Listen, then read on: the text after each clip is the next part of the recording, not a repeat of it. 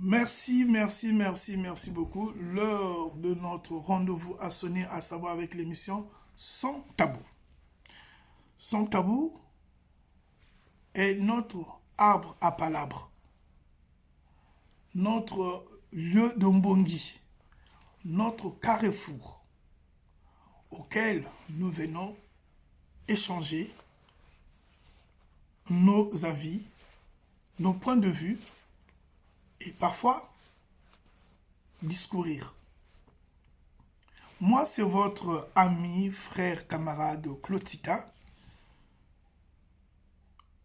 Aujourd'hui, dans ma gibecière, je viens avec un thème qui se fonde sur le mariage, à savoir avec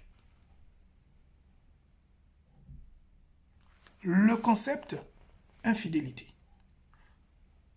Grosso modo, nous allons dire, notre thème du jour s'articule sur l'infidélité dans les couples. L'infidélité dans les couples. Pour ceux qui me reçoivent la journée, je vous dis bonjour. Pour ceux qui me reçoivent la nuit, je vous dis bonsoir. D'entrée de jeu, c'est quoi l'infidélité? Nombreux ou nombreuses personnes vont dire l'infidélité, c'est tromper, c'est aller avec un ou une partenaire qui n'est pas sien ou sienne. Mais ce n'est pas juste le côté physique qui compte. Lorsque nous parlons de l'infidélité, c'est un point qui fait couler beaucoup de la salive. Pourquoi beaucoup de la salive?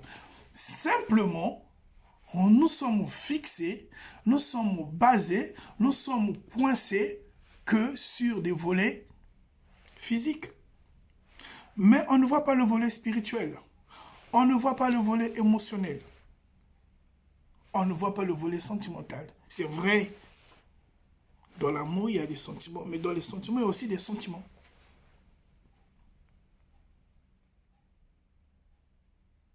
Il y a une cause causante fondée et une cause causante non fondée.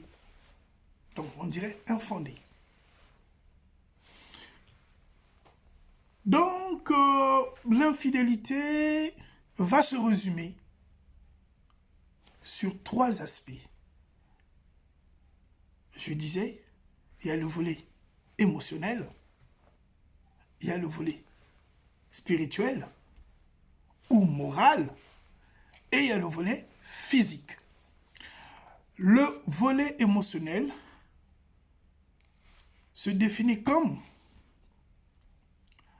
la manifestation d'une connexion affective avec quelqu'un d'autre, que ça soit son ou sa partenaire. Je reprécise. Elle se manifeste par une connexion affective avec quelqu'un d'autre que son ou sa partenaire. Je dis voler, donc connexion, manifestation d'une connexion affective avec quelqu'un d'autre qui n'est pas votre partenaire. Au début, nous allons dire que c'est un ami, c'est une amie, et je me sens bien avec lui ou avec elle. Au fur et à mesure, on va commencer à rentrer dans une bulle où, logiquement, si on ne fait pas attention, on va commencer à comparer notre partenaire. Ça peut être une femme, ça peut être un homme, vis-à-vis de l'ami. L'ami aussi peut être un homme, ça peut être aussi une femme. Et petit à petit, on commence à nuancer les points semblables, des défauts, des comportements, des caractères. Sans se rendre compte, on est en train de mettre à nu son foyer. Se disant, je me sens mieux, je me sens bien, je me sens protégé, je me sens accompagné, parce que comme j'ai des problèmes, il faudrait que je trouve quelqu'un pour s'appuyer, qui peut ou avec qui on peut discuter. Erreur. Pourquoi? Parce que vous allez arriver à dire des choses de votre couple envers la personne. Mais cette personne, très souvent, comment ça se passe? Il va donner son point de vue par rapport à votre couple.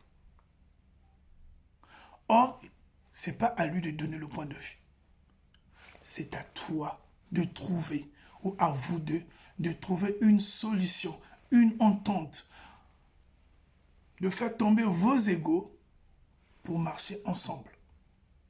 Et demain, avoir une lumière dans tous vos problèmes. Parce que l'ami, il ne connaît pas la gestion de votre foyer, ou elle ne connaît pas la gestion de votre foyer. Elle ne connaît pas ce que vous vous êtes dit au début. Elle ne sait pas quelles sont les bases que vous avez eu à mettre dans votre relation. Donc, je parle de l'ami. L'ami peut être féminin, peut être masculin. La personne qui te conseille ou qui vous conseille ne saura jamais le socle de votre union. Il n'y a que vous deux qui connaissez le socle de votre union. Il n'y a que vous deux qui connaissez vos défauts, vos caractères. Il n'y a que vous deux qui maîtrisez ce qui ne va pas chez vous. Mais lorsque vous commencez à aller voir, aller trouver, chercher, ou se ramifier, pour ceux qui ont l'habitude de dire que, tiens, j'étais avec les amis.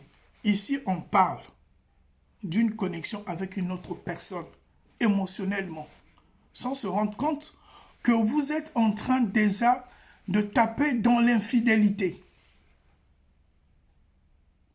Je vous rappelle qu'à 70%, la relation entre hommes et femmes n'existe pas. Même si c'est la relation professionnelle, même si c'est la relation amicale. Ça n'existe pas. Si vous voulez avoir des relations avec vos amis dans votre couple, il faudrait que vous ayez des relations amicales communes. C'est-à-dire, vous venez de commencer une relation avec un homme ou avec une femme. Il faudrait que vous deux, vous ayez la même relation. Si c'est Yves, c'est Yves. Si c'est Jean, c'est Jean. Si c'est Karine, c'est Karine. Si c'est Yvette, c'est Yvette. Mais vous connaissez des partenaires, au fait. Il y a moins de problèmes. Ce n'est pas pourtant dire que lorsque vous êtes marié, il faudrait que vous ayez toujours des relations des gens qui sont mariés. Non, je précise. Il faudrait plutôt que vous ayez des gens en commun, des amis en commun. Des amis en commun. Cela revient à dire que l'ami, c'est vous connaissez des couples. Vous connaissez de personnes, vous connaissez le côté personnalité. Vous connaissez quels sont les sujets qu'il faut entamer. Il y a quand même une petite, je dirais, il y a quand même une petite notion de respect. Parce qu'on ne peut pas faillir dans tous les sens. Ce couple ou cet ami ou cette amie saura qu'à cette heure-ci, il faudrait que monsieur vous rentriez parce que ma belle-sœur vous attend ou bien votre épouse vous attend. Vice-versa. La copine dira que non, ma soeur, il faut rentrer parce que ton mari ou ton fiancé veut de toi à cette heure-ci, on ne peut pas continuer la relation ou on ne peut pas continuer la causette ou les causeries. Donc vous allez comprendre que l'ami, lui, s'en fout. Parce qu'il est dans l'amitié. Il est dans l'amitié, mais il est dans le désordre. Il va foutre le désordre dans votre couple. Parce que lui, c'est lui ou c'est elle qui va dire, mais oui, tiens, si toi tu sors pas, si tu restes pas avec moi, si on n'est pas ensemble, parce que tu vois, ton mari ou ta femme, elle est jalouse. Mon frère, ma soeur, attention. Il y a des choses qu'une personne ne peut pas faire.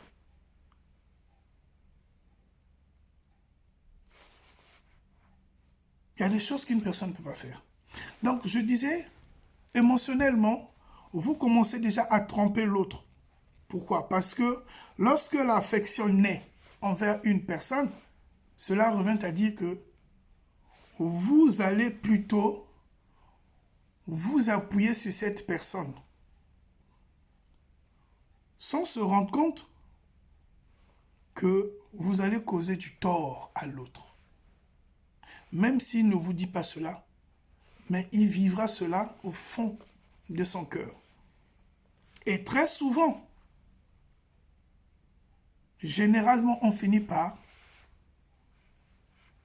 arriver aux bêtises. Pour certains, je ne dis pas que c'est toutes les relations. Non, je ne dis pas que toutes les relations amicales finissent par... Non. Mais, pour certains, ils finissent par tomber dans des erreurs que je ne pourrais pas souligner ici. Ils finissent par tomber dans des erreurs que je ne pourrais pas évoquer. Mais nous savons que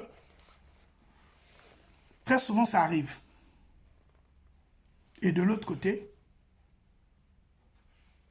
l'ami, dans sa façon de réfléchir, prendra toujours part de la personne qui est proche d'elle ou de lui. Si c'est mon ami prendra toujours part. Sera toujours de mon côté.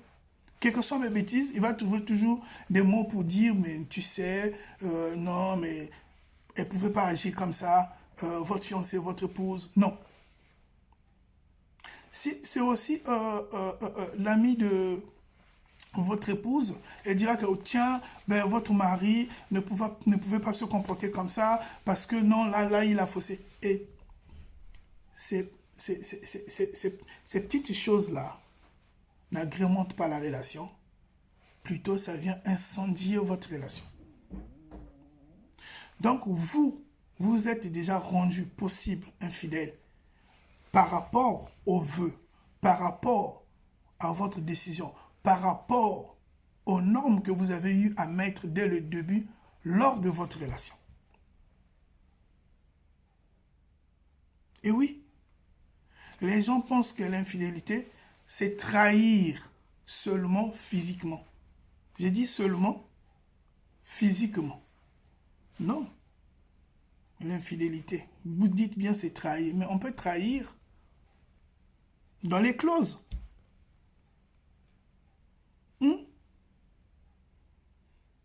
On n'est pas fidèle à ses propos.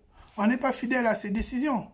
On n'est pas fidèle à sa marche. On n'est pas fidèle dans sa vision. Du coup, c'est une trahison. Mais cette trahison, sur le plan émotionnel, ça devient une infidélité. Sur le plan sentimental, ça devient une infidélité. Parce que nous sommes dans le cadre de l'amour. C'est tous ces éléments-là qui fait véhiculer l'amour. C'est tous ces éléments-là.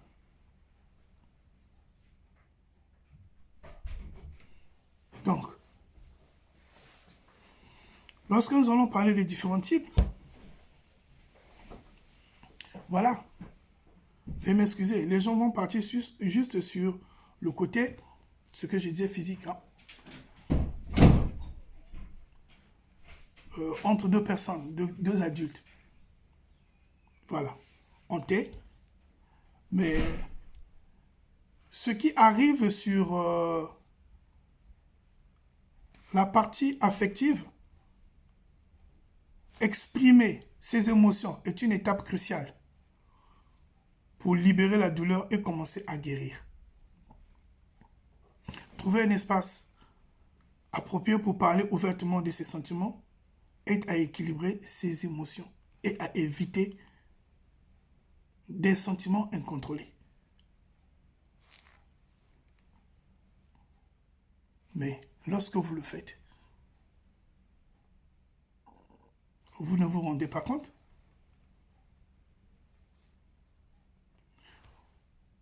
Vous mettez à nu votre foyer.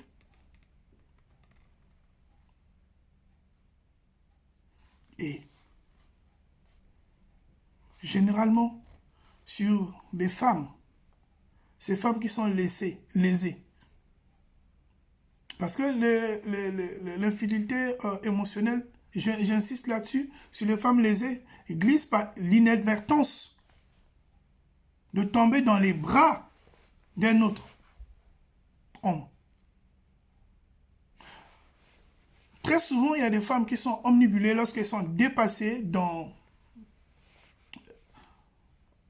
des situations, surtout les situations mariales, mais elles se vouent, elles se jettent dans les bras des gens facilement, sans se rendre compte,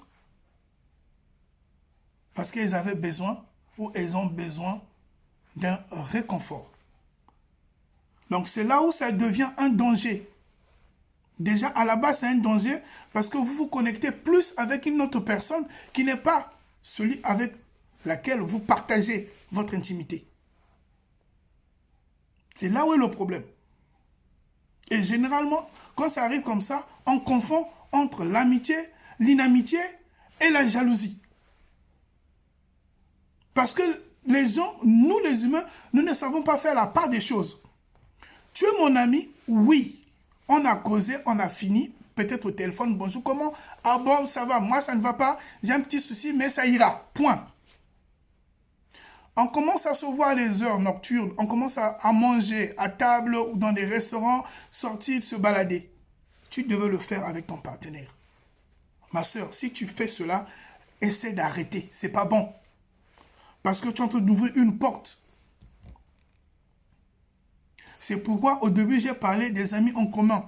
Parce que lorsque vous êtes en commun sur l'amitié avec votre partenaire ou lorsque vous avez des amis en commun, cela revient à dire que vous allez vous retrouver tous. Et s'il y a un problème, ce sont ces amis-là qui vont dire qu'est-ce qui ne va pas chez vous. Pas quelqu'un que tu as connu avant la nouvelle relation ou l'ancienne relation que tu as eue parce que non. Et vous n'êtes pas censé obliger celui qui est avec vous d'accepter ou celle qui est avec vous d'accepter votre ancienne relation. Pour dire que non, mais c'est quelqu'un que j'avais connu avant toi, donc non. Si tu as besoin de rester dans tes relations, libère-moi de mes sentiments. C'est-à-dire que tu ne m'as pas attaché, mais va dans tes relations parce que tu n'étais pas encore prête ou tu n'étais pas encore prêt pour vivre la vie avec moi. Ou pour vivre la vie avec l'autre. Du coup, essaie d'abord de mettre de l'ordre dans ta vie. Et après, tu vas parler du foyer, du mariage ou des sentiments. Sinon, non. Donc, la femme, très souvent, ça arrive chez les femmes, en cherchant à compenser le sentiment d'avoir été émotionnellement abandonnée dans sa propre union, mais elle finit par se jeter par... Elle va finir ou elle finira de se jeter ou à se jeter par l'inadvertance, par erreur, par un faux pas dans les bras d'une autre. Et voilà comment maintenant, physiquement, ils vont passer à la danse.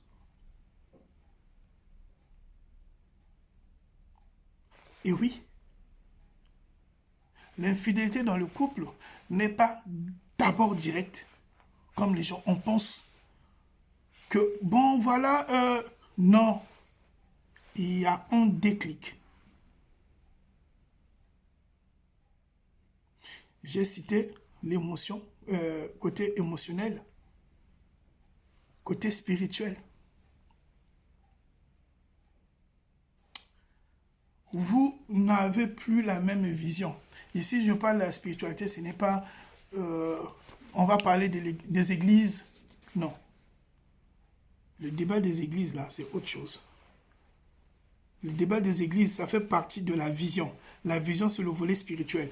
Si vous ne parlez pas, si vous ne regardez pas, vous n'avez pas la même vision dans votre union, dans votre couple,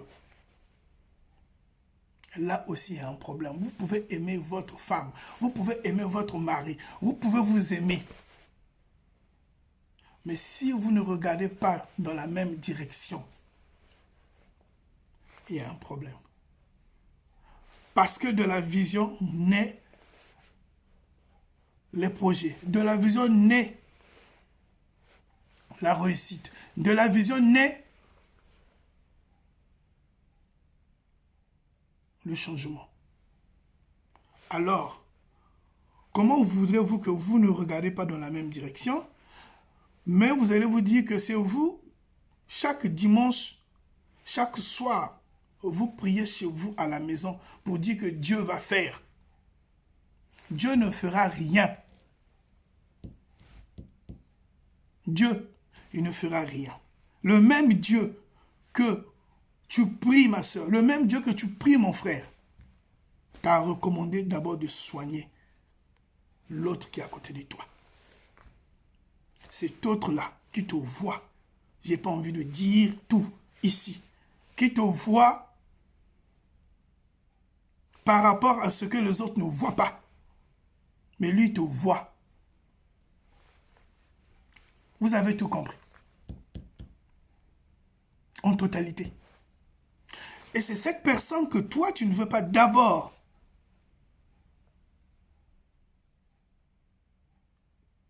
aider. Tu ne veux pas déjà soigner. Tu ne veux pas déjà avoir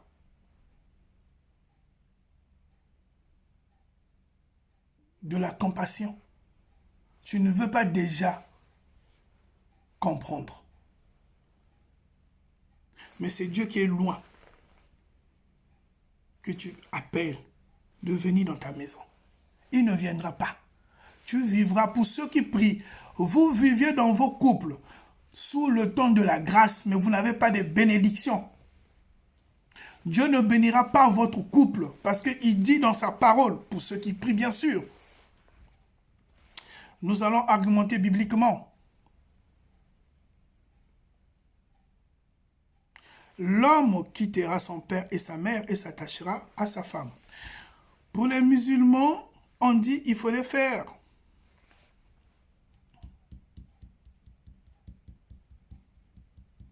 Une cérémonie. C'est pareil pour les occultistes. Il faudrait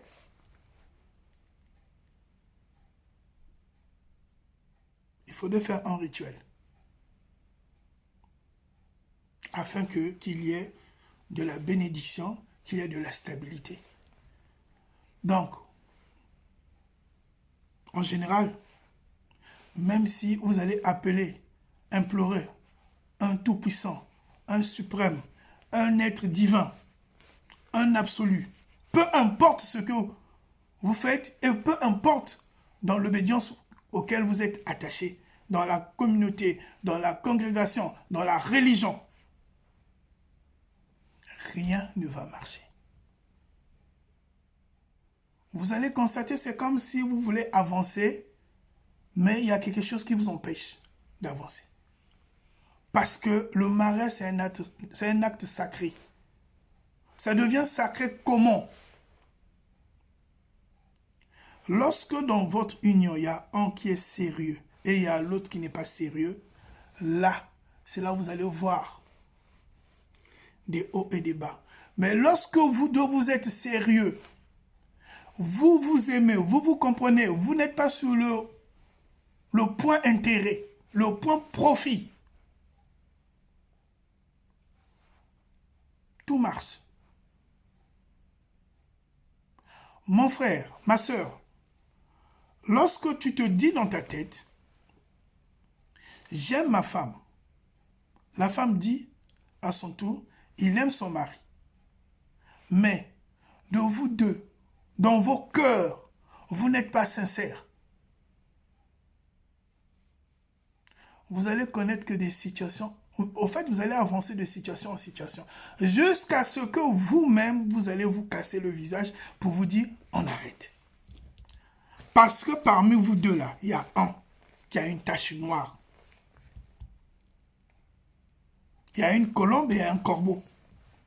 Même le corbeau est meilleur parce que le corbeau a une petite partie quand on peut parler. Parce que le corbeau, en général, n'est pas 100%, le plumage n'est pas tout à fait à 100% noir. Il y a quelque chose d'obscur. Donc, pendant que nous pensions l'infidélité tombe comme ça là, non. Il y a des petites choses qui arrivent dans le couple. Le point culminant de l'infidélité, c'est le côté émotionnel. J'ai parlé du côté des femmes, mais il y a aussi des hommes. Émotionnellement, ils vont se retrouver dans la rue, il va commencer à boire, il va commencer à sortir avec des copains, il va rentrer dans des restaurants, il va claquer des sous dans des boîtes de nuit, mais après demain, il va se retrouver dans les bras, peut-être. Je ne peux pas dire des... Je ne m'arrête pas là, on ne peut pas dire des pros, vous complétez le mot, non, mais je dirais dans les bras d'une autre personne. Petit à petit, commence à avoir goût. Ça peut être aussi une collègue de service. Parce que là aussi, les femmes oublient. Le monsieur peut aussi avoir les collègues de service. Et lui aussi commence à trouver jeu. On fait franc jeu. Toi, tu as tes collègues à toi ou des amis à toi. Moi aussi, j'ai mes collègues à moi, mes amis à moi. Mais on joue au jeu. Et bien, après, ce sont les enfants qui vont en pâtir. Parce que généralement, le problème du couple, ce n'est pas vous les parents, mais l'image que vous allez refléter aux enfants. S'il y a des enfants qui ont reçu aujourd'hui, ils ont compris que lorsque les parents étaient en couple, ça ne marchait pas. Papa était là, maman était là, jusqu'à ce que ces parents-là sont morts. Cette image-là est restée auprès de ces enfants-là. Ces enfants-là aussi, à leur tour,